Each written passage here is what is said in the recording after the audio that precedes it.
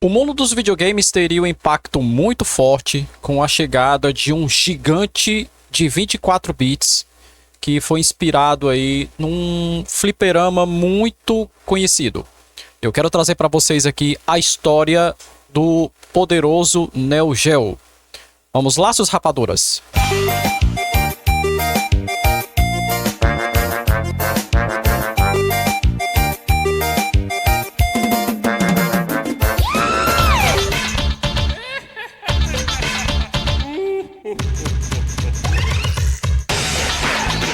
Salve, salve, seus nerds da peste! E aí, como é que vocês estão? Vocês estão beleza?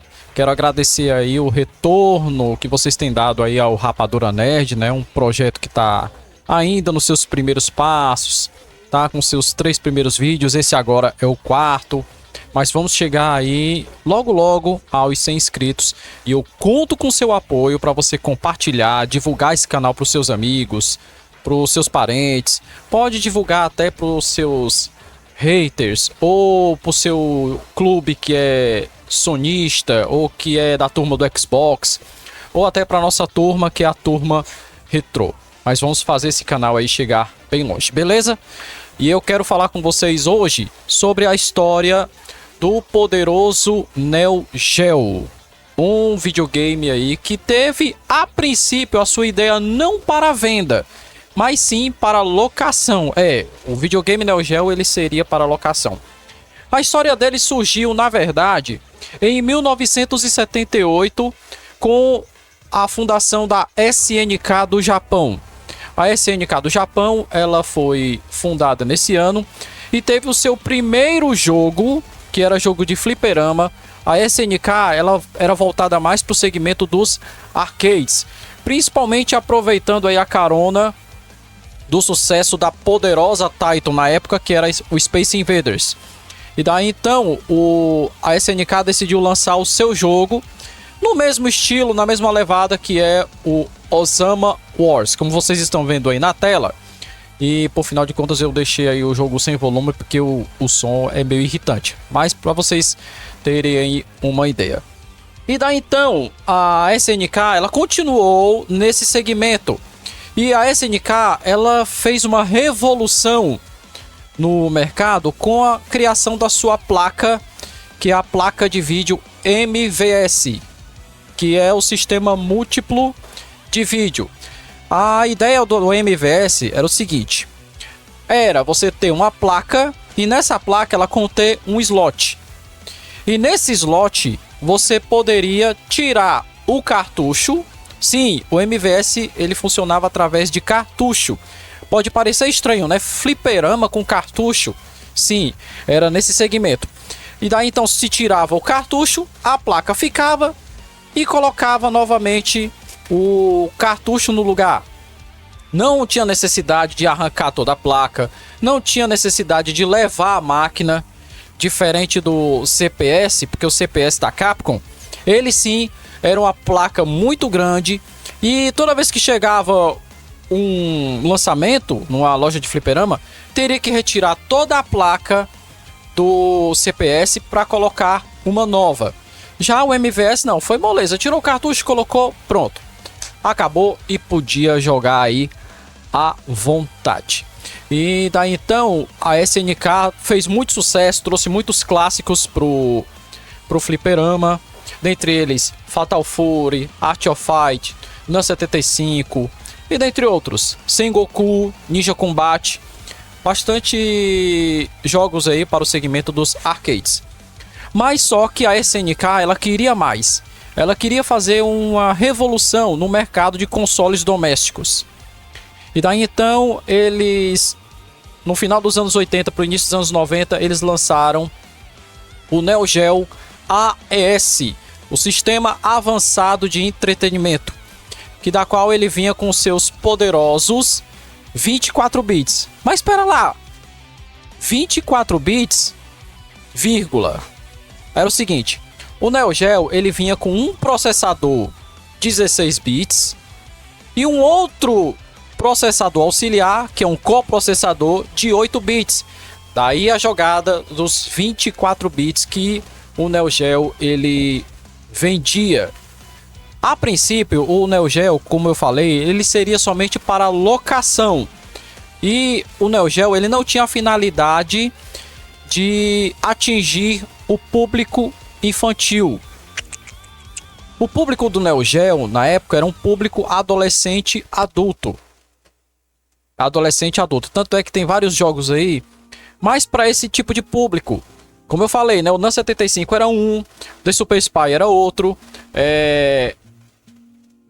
o Sengoku 1, Sengoku 2, Burning Fight, dentre outros.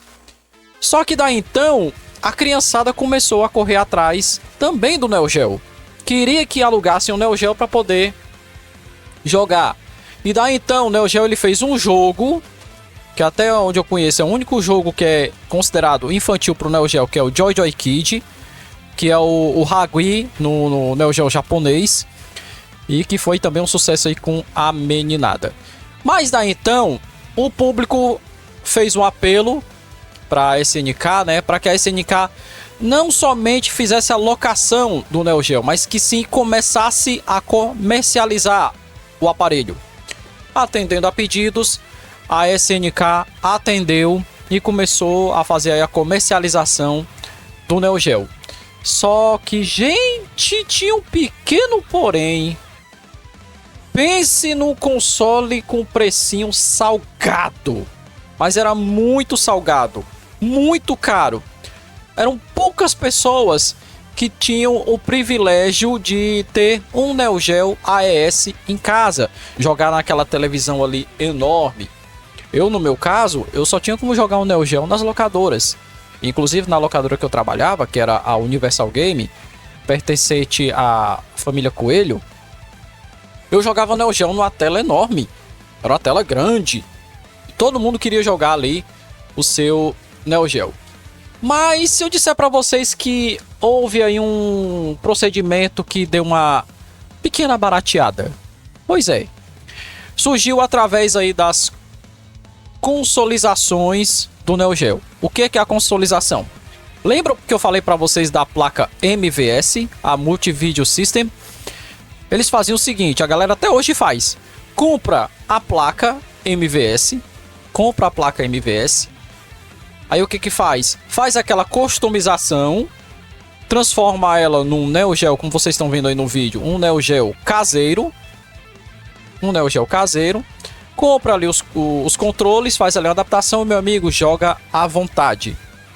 Joga ali à vontade, porque o slot é praticamente semelhante ao do console doméstico. Isso até facilitou algumas, vamos dizer assim, alguns piratinhas do Neo Geo, né? Porque fazia o seguinte, comprava um jogo, por exemplo, um Hagui, que era barato, uns $30 na época. E eu comprava um MVS do King of Fighter. Eu só fazia ali a troca. E o interessante também é na questão do controle, né? O controle, aquele controle enorme, parece um controle de arcade, que a galera ficava vidrada ali. Poxa, massa, o controle enorme ali. O cartucho nem se fala. O cartucho era um cartucho grande, com duas placas, com dois tipos de pinos diferentes. Só que tem um detalhe. O jogo, ele ficava na primeira placa. Na primeira placa era o jogo. Cleiton, mas e a segunda placa era o quê? Gente, olha só o pulo do gato. A segunda placa, na verdade, era um coprocessador que ajudava, junto com os processadores do aparelho, a rodar o jogo mais rápido. Só que tinha um porém. Se queimasse o processador, acabou-se o jogo. Teve até jogos do Neo Geo que ficavam assim, que esse jogo tá falhando. Esse jogo tá com defeito no cartucho. Não era nem tanto defeito na primeira placa. Na verdade, era o defeito na segunda placa. A placa do coprocessador.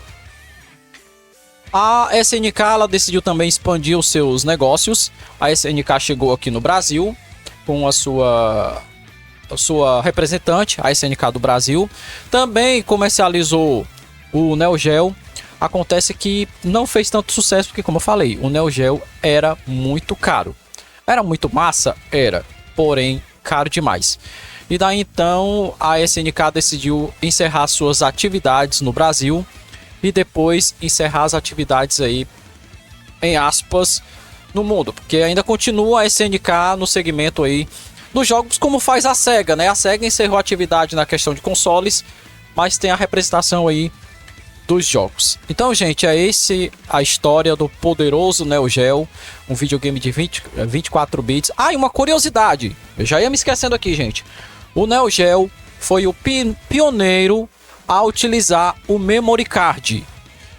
Memory Card foi primeiro no Neo Geo. Aí depois a Sony teve a ideia também de utilizar o Memory Card no seu PlayStation, ok? Então é isso que eu queria conversar com vocês aqui, trazer esse assunto bem interessante. Se você gostou, o que você vai fazer? Dá like! Se inscreva no canal e ative as notificações para receber novidades aqui no canal Rapadura Nerd. E sobre notícias e informações você encontra lá no canal Cleiton Filsa. Valeu, galera. Fui.